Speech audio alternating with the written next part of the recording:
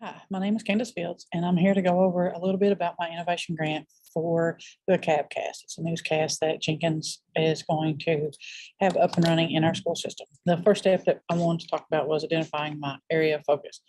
Biggest thing that's going on right now is trying to build a culture, a positive culture here at Jenkins.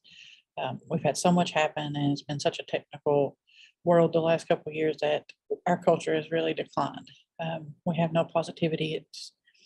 Kids don't want to do things. They don't feel like they belong. Teachers feel overwhelmed, don't feel like communication is happening like it should. So one of the big things was try to increase student interest, communication, one of the big things, have the students be accountable, motivated, and have a reason to come to school. And while they're doing that, learn how to communicate effectively, because they will communicate for the rest of their lives. Plus, they will learn some skills that they may enjoy learning and not really understand that they're learning. The big research question was, what are the ways in which we empower students to build a positive culture, become independent, and learn skills? What can we do to change what's going on? And when this grant came available, I thought, well, this will be it. Have a little cabcast, teach these kids to watch the news, get them involved, learn what the news is. Today's children and most young adults don't even watch the news, so they don't even know what's going on. So maybe with them getting involved and having to do the research and learn how to do this, they would take that stance. Some more things about my issue was motivation, how to get these kids motivated. So how do we get them motivated again? How do we get them want to come to school, want to do well, want to succeed? So when they have this ownership of independence, having them do things on their own instead of being spoon-fed everything so that they can learn and do things without someone telling them every step. Communication, big thing, because obviously we need to learn to communicate. That's one of the biggest things that's brought up at every meeting, whether it's with students and student council or with the staff, is that they're not communication. And changing the school culture. How are we going to change that so that it's positive? Highlight the things that are going on, because a lot of kids don't even know. We have such a issue with students being able to have transportation from sporting events or even after school activities, that maybe if we have this filmed or shown, then maybe they'll have some exposure to that. Then came developing a plan of action. First thing we did was fill out the grant approval form, got approved for it, come up with a CABcast idea, started looking at other schools who had the newscast program, and it was beneficial and effective. The kids seemed to enjoy it. Use the students to teach each other.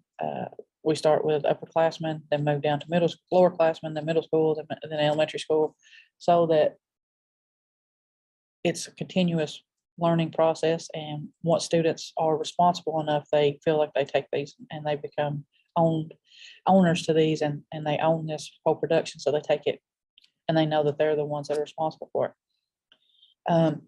We're going to put it on our school TV. We have school TV throughout the school. We have the big computer monitors in our classrooms that we can run. We have them in the cafeteria and in the lobby area.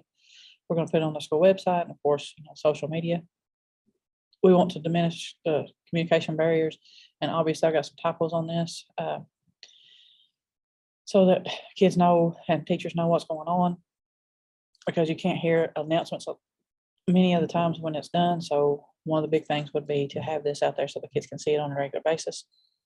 And of course, build up our school culture, put out the positive vibes on there, tell what's going on in the school, build it up, and strive to be on there.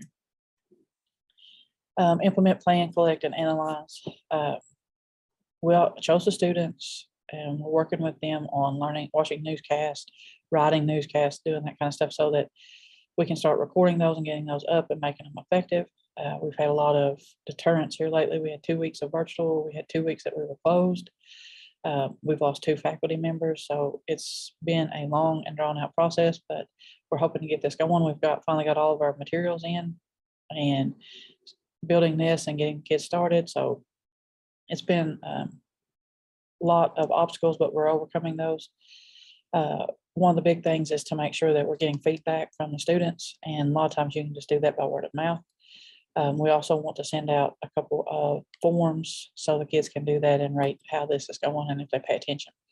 And of course, look at our comments on social media, because everybody's going to like or not like, or have something to say about things. So, and constantly look for changes. Ask the kids what they want to see, what they want to have done. Look at how other schools are doing it. Use some of their positive impacts.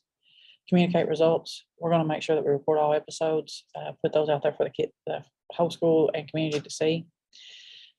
Hopefully it will impact our classroom activities because they'll know what's going on, and attendance and participation, of course, will be greatly affected.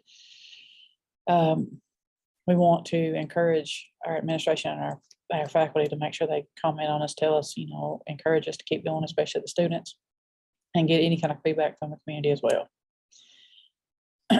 I've told you about how we're going to continue reflection, plan a new cycle. We want to continue this going. We want to, trickle down effect, have it start with the high school, move down to the middle school, then eventually move to the elementary school, so that all students have impact and all teachers do, and they can learn so that next year makes it a little easier. And we want to continuously have this going throughout the school years, not just for a few months.